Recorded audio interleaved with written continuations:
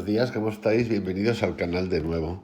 Bienvenidos a la vibración cuántica del día y a los tipos de pensamientos. Hoy voy a contaros una conversación entre dos autores que son Dennis Waight y Francis Lucille acerca de los tipos de pensamientos. A mí me parece que pensar es uno de los mayores obstáculos para la iluminación. Por iluminación, yo creo que deberíamos de empezar a entender no la luz, sino los estados de totalidad, el estado de totalidad, y por qué no el estado de esa palabra que no nos gusta para nada, no nos gusta porque es complicada de entender, porque la entendemos siempre desde el otro lado, el de la felicidad. O podéis llamarlo también el amor. Todos los maestros dicen que no hay, en verdad, nada que hacer. Pero la mente, también conocida como manas, no lo quiere así. ¿Cómo debemos lidiar con los pensamientos, con el pensamiento? Esa pregunta se la hace Dennis Waight a Francis Lucille. Y Francis Lucille responde, hay tres tipos de pensamientos. Uno, los pensamientos prácticos, que son útiles para dirigir nuestro negocio o nuestra vida diaria, como por ejemplo, tengo que conseguir algo de gasolina. Este tipo de pensamiento no debe ser suprimido. No queremos quedarnos sin gasolina. Una vez que se les ha dado la debida consideración y se han tomado las medidas necesarias, estos pensamientos se van espontáneamente. Los pensamientos relacionados con lo último, con nuestra comprensión de la perspectiva no dual, tales como no hay en verdad nada que hacer, son de otro nivel.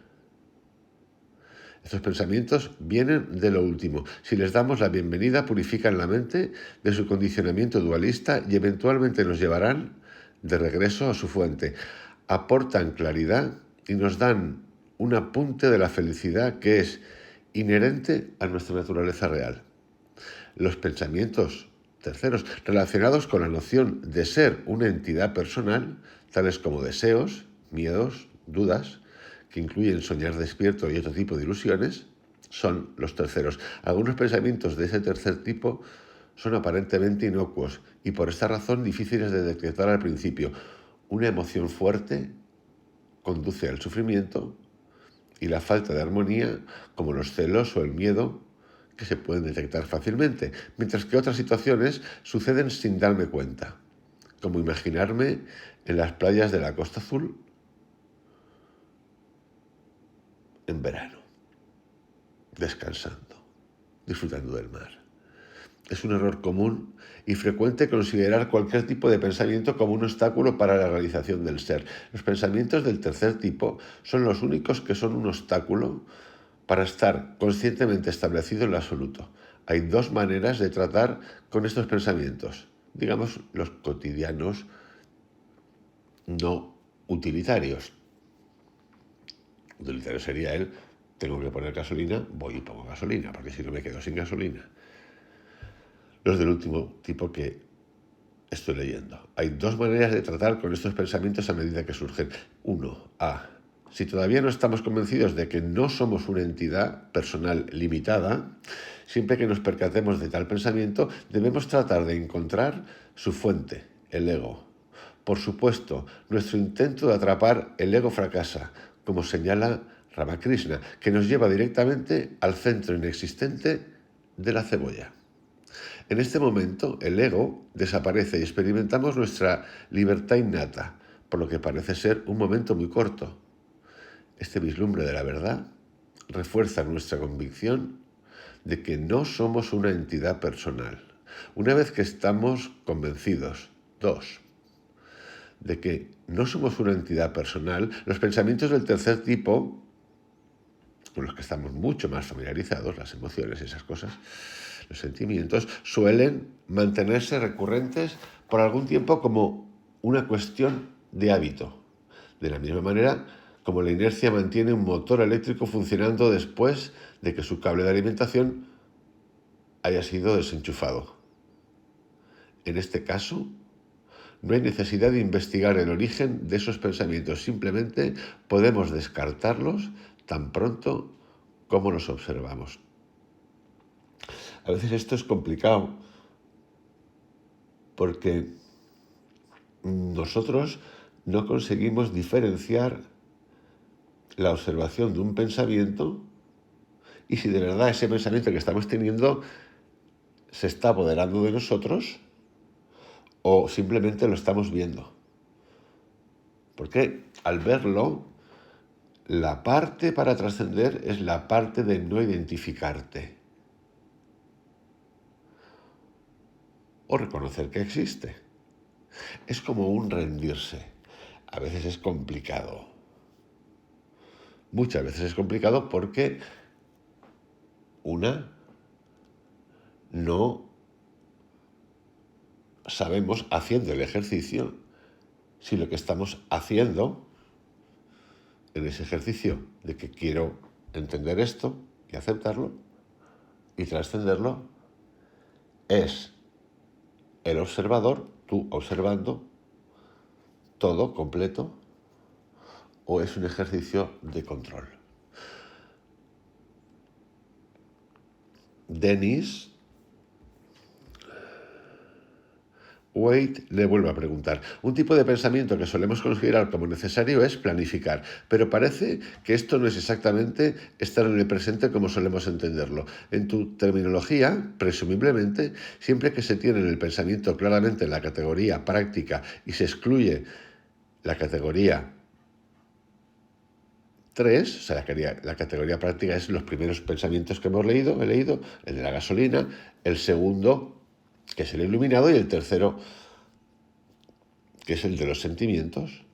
Dice, en tu terminología, presumiblemente, siempre que se tiene el pensamiento claramente en la categoría 1, utilitario, práctica, y se excluye la categoría 3, deseos, entonces es perfecto, correcto. Exactamente, dice Francis. Este tipo de pensamiento no es uno que no tenga un final. Después de cumplir con su cometido, se termina. Sin embargo, vuelvo a preguntarle, Denis, otro ejemplo que se me ocurre no está tan claro. Este se refiere a soñar despierto. A primera vista parece que esto es siempre negativo, que saca uno del presente y lo lleva a la imaginación y la dualidad. Sin embargo, no puede también ser creativo, como por ejemplo como cuando Kekulé se dio cuenta de la estructura del anillo de benceno durante un periodo de soñar despierto. Hay muchos científicos que han encontrado las respuestas en los sueños lúcidos, en soñar despierto, soñando despierto. ¿Cómo encaja exactamente esto en la estructura que has descrito? Respuesta. En el ejemplo de Kekulé, no es soñar despierto, sino un estado de meditación en el que el proceso de pensamiento es totalmente libre para evolucionar y explorar todas las direcciones y todas las posibilidades. Podemos experimentar este estado creativo durante la transición entre el sueño y la vigilia, un momento transitorio en que la voluntad es generalmente débil. Hay numerosos ejemplos de descubrimientos creativos o momentos de inspiración de este tipo en las artes y las ciencias. Por ejemplo, el famoso lógico Gödel se dice que hizo la mayor parte de sus descubrimientos durante esta especie de sueño. En ese estado no hay noción de que una entidad personal esté involucrada.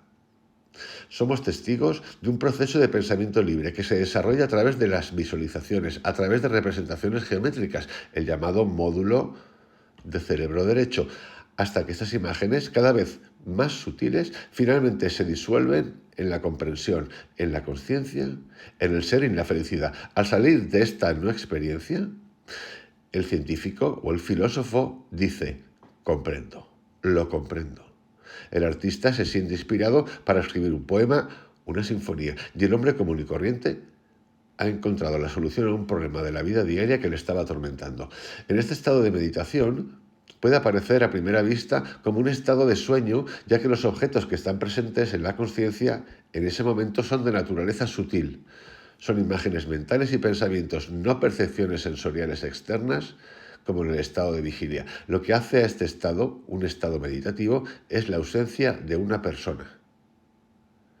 El sujeto de este estado no está presente en este estado, como una persona que actúa, como una persona que disfruta o como una persona que sufre. El sujeto es puro testigo, puro Atman. Este estado nos proporciona una clave natural para la meditación.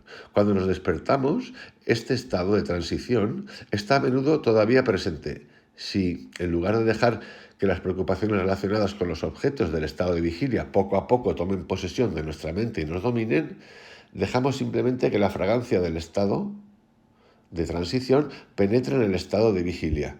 O en otras palabras, si permanecemos en la memoria de la paz y la libertad, del sueño profundo que todavía está presente en este momento mientras esta paz nos acepte. Esto es como un estado de desapego, sin que sepamos que es desapego, es decir, o etiquetar, o incluso reconocer.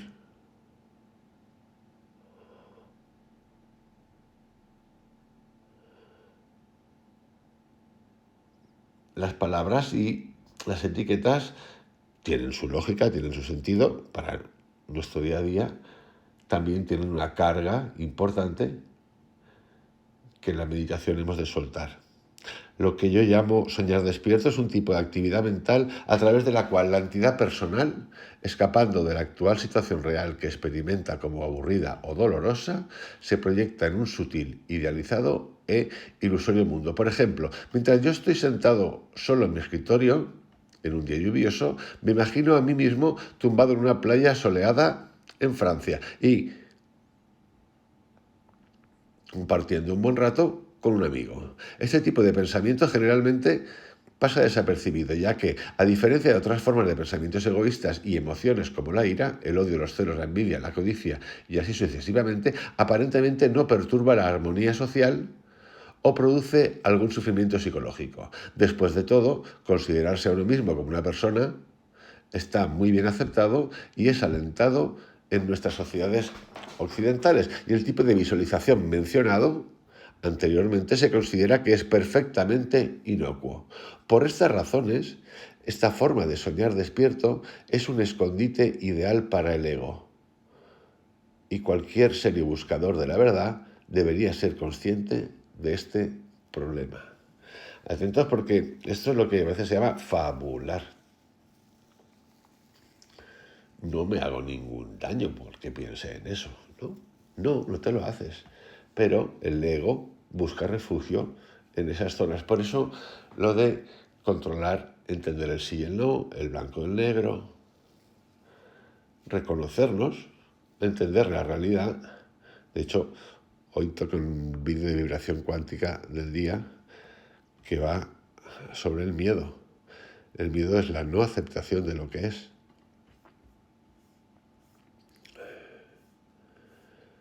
En fin, queridos amigos, os dejo con este diálogo entre estos dos autores, Francis Lucille y Dennis Wade, sobre todo, y para mí lo más importante, con este último mensaje que tiene que ver con la ilusión. Os envío un abrazo, que tengáis un excelente día, hasta mañana.